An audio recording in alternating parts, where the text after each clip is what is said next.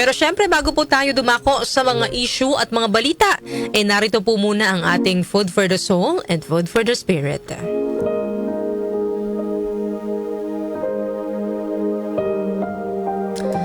Ang aking pong ibabahagi sa inyo ngayong umaga ay ang tula na may pamagat na The Mask We Wear.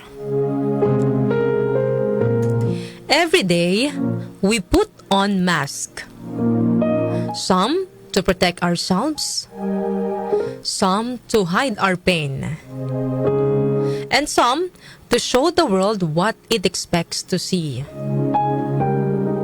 Behind the smiles may lie silent battles. Behind the strength, unspoken fears. And behind the calm, a storm waiting to be heard.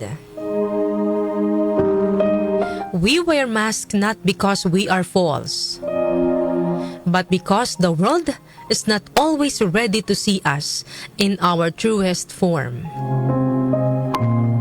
Yet, the soul longs for spaces where masks are not needed, where hearts can be bare,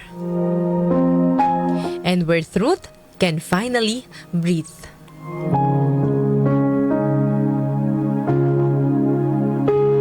Ano po ang mensaheng naisiparating nito ng tulang ito sa atin ngayong umaga na ito? Mga kanyusik, sa dami po ng pinagdadaanan natin, natututo po tayong magsuot ng maskara. Natututo tayong ngumiti kahit na nababalot na po ng kalungkutan yung kalooban natin. Hindi ba minsan mga kanyusik, no, kung sino pa yung pinakamasayahing tao? Hindi natin alam, siya pala ang mas may pinakamabigat na pinagdaraanan. May mga tao rin na dahil siya ang sandigan ng kanyang pamilya, kailangan lagi siyang matatag, matapang. Hindi dapat siya makitaan na nanghihina siya, na nahihirapan siya, dahil manghihina rin ang kanyang pamilya. Pero deep inside, alam niyang napapagod na siya. Ngumingiti pa rin tayo kahit pagod na. Kahit kaliwat kanan na ang mga pagsubok at hindi na natin alam kung paano susolusyonan.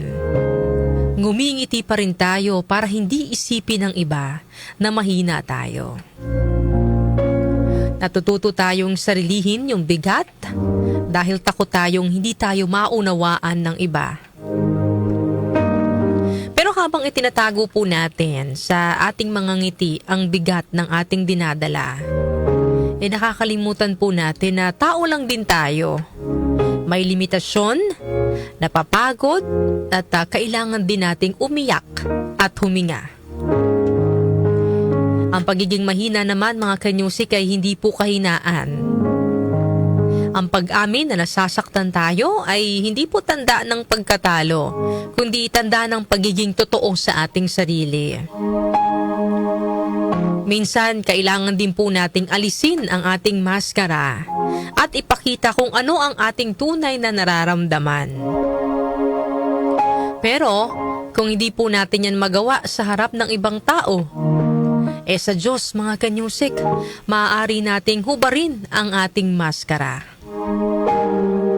After all, hindi naman po natin kailangan magpanggap sa Panginoon dahil alam niya kung ano ang ating nararamdaman.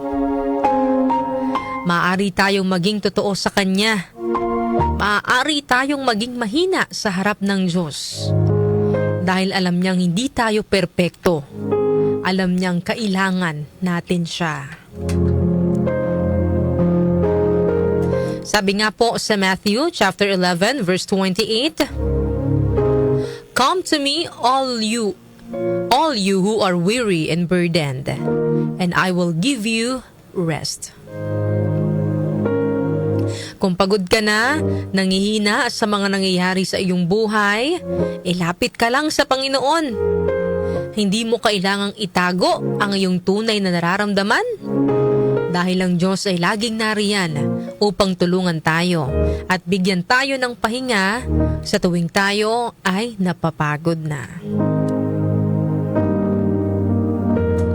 Yan po ang ating Food for the Soul and Food for the Spirit ngayong araw po ng Friday.